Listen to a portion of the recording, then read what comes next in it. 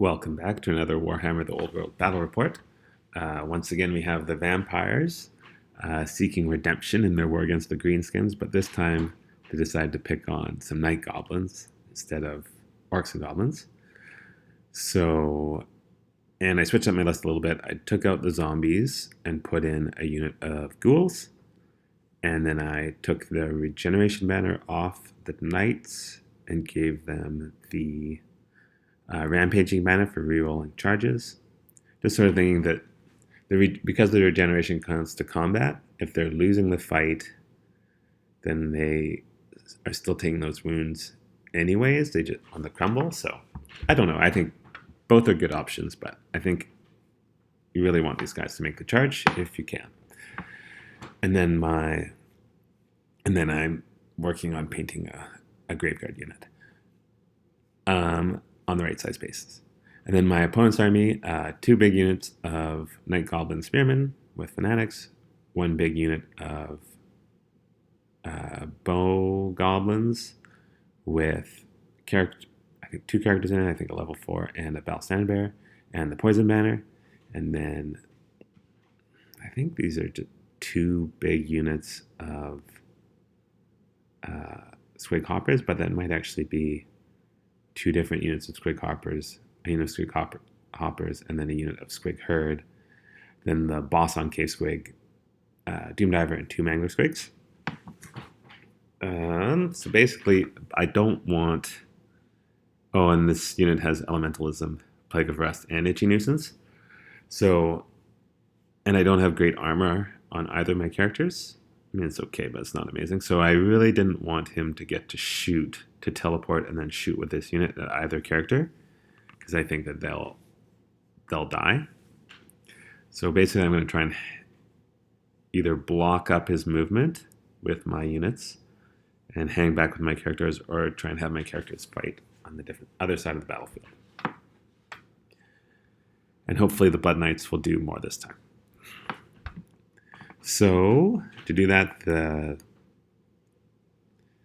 this is the reserve move spell. So I did get it off this game, so that's good. So the vampire count when hid behind this hill, the wolves pushed forward, knights pushed forward. This is my the necromancy leadership debuff vortex, but it's also difficult terrain, trying to cut down on his fanatics. And then my Mortis engine is hung back here, so basically, if he teleports, he still has to stay 6 inches away from my units, and so he'll only be able to get a limited number of shots onto my Mortis engine.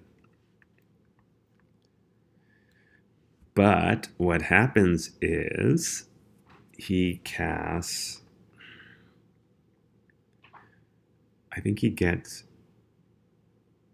this is an Itchy Nuisance, lowering my leadership and initiative and toughness by 3 onto the Blood Knights, and then he also got onto the Ghouls. And most of these guys didn't roll too high, so they just came forward. One unit of the Hoppers rolled decently and came into the Wolves. I think, this is our question that we had from this game about random movers. Because they're not charging, if you're trying to move in simultaneously, like these Squig Hoppers, if they're in front of this Mangler Squig and they want to charge, because they're skirmishers, they have to maximize frontage, and you're not moving them simultaneously, so they're not charging. So then this Mangler Squig couldn't get in because the frontage was filled by the Hoppers. But we're not sure if there's a different rule on that. I mean, I think that random movement's so powerful that to me feels fine, but also I'm not the one using the random movers. And then these Squig Hoppers, I think, rolled an 18 and bombed their charge into the Blood Knights, who, because they're not charging, they're random movers, they didn't get to use their counter charge, so they're not using their lances or getting the initiative bonus. And they have Itchy Nuisance on them because I made sure to keep my Mortis engine out of Itchy Nuisance range, but put these guys in. I think that I was in Dispel range. I think I managed to dispel Plague of Rust which may be a little bit helpful that these guys would be okay. Actually, I wasn't worried about these guys at all, which was a mistake. But I felt better without Plague of Rust. But what happens is they get completely wiped out by the Squig Hoppers. Yeah, I mean, I think he was hitting on 4s and then wounding on 2s because I was down to toughness 1 because of Itchy Nuisance. But after the fight and then the combat res, I think he wiped out my front rank, basically, and then the combat res crumbled the other 4. So once again, the Blood Knights, my 500 point unit, has done nothing. And these hoppers killed the direwolves and then bounced into the woods. And shooting, I guess he chose to shoot the direwolves. I think he stood still so that he could volley fire at the direwolves and easily shot them off. And then his other goblin units just shuffled a little bit.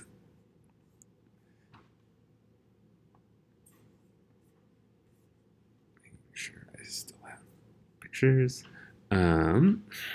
So then these ghouls went into the Squig unit. I screamed and then used Unquiet Spirits to drop this unit down to 1. The vampire charged he charged the Cave Squig, or is that an overrun? Yep, he must have just charged the Squig boss. I figured I would kill it and then I could overrun into the Mangler Squig, but I think I actually failed to kill it.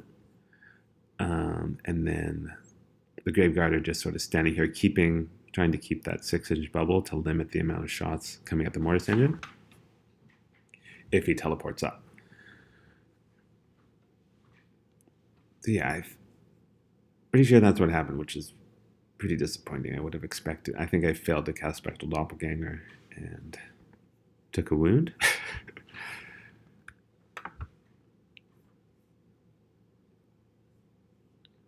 So then what happens is he puts Plague of Rust and Itchy Nuisance and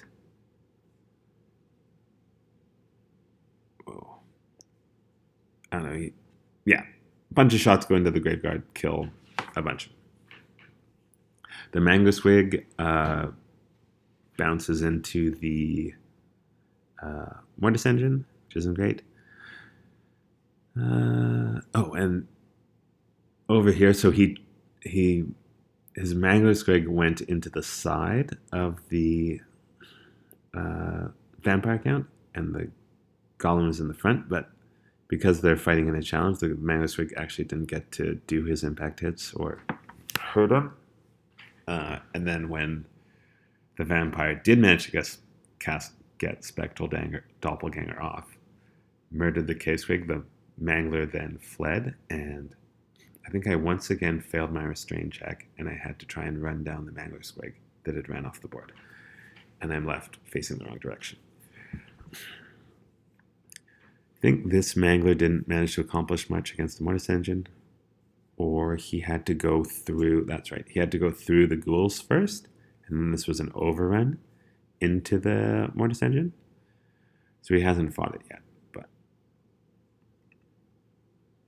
yeah, that's correct. Okay.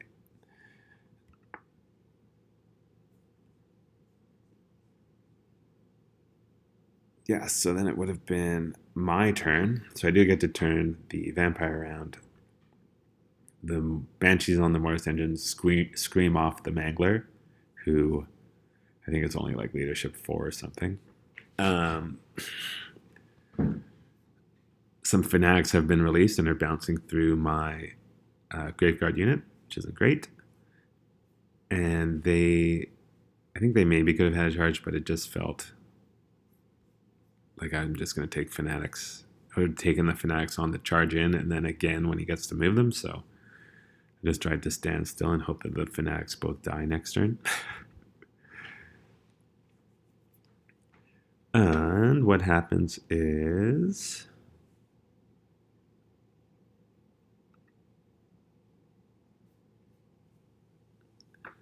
the I guess the hoppers, yeah, hoppers went into the Morris engine, Squigherd went into the Graveguard, and at the end of the combat, both those we rolled well. Both those units died. I mean, the Morris engine just has a bunch of strength 3, no AP attacks, but the hoppers I think are only toughness 3 and don't have any armor, so it's actually not a bad. It's actually okay in that fight. Um, and the Graveguard took a bunch of losses but managed to survive. And he's moved his combat units up in front of his shooting block just to try and protect it. But it does cut down on his options. And what happens? The Mortis engine and the Graveguard charge that one unit and made it in. And I think going back, yeah, so I think that the Graveguard, because of the angle, they made a flank charge into here, and the Mortis engine was in the front, so it made a front charge. And it is a heavy chariot with its impact hits. The vampire just killed the Doom Diver. Then we formed, trying to get some points, and I couldn't see over the hill into that unit. So yeah, these guys fell back in good order and fled through his unit. Ended up way back here. There's more fanatics bouncing around. My Mortis engine's down to 2 wounds. And the fanatics kill off the Mortis engine. So that was my general. I'm now crumbling. And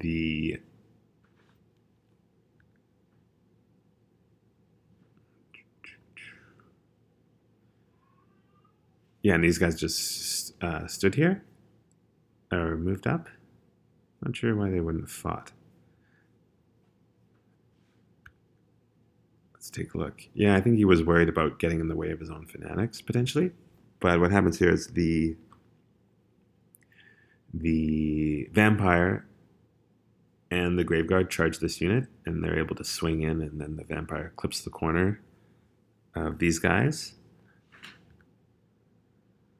forces them to fall back in good order, and then the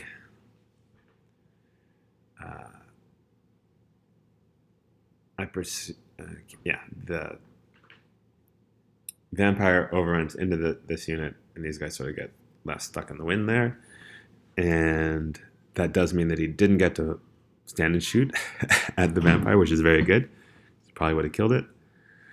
And I don't know if we ran out of time or it was the end of the game there of turns, but yeah, I ended up having, I think it ended up being a draw with a slight edge to the vampires. I still have my vampire count alive, and he had just the 2 goblin units and a character.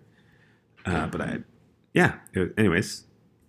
once again, the Blood Knights did nothing. It's a very close game.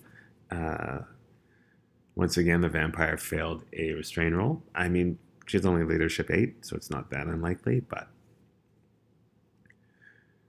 would be nice if, she had a higher leadership, I guess. But anyways, thanks for watching, and I think this is the last game that I had ready to go, so I'll have to play another game sometime, and hopefully see you then. Thanks very much. Bye.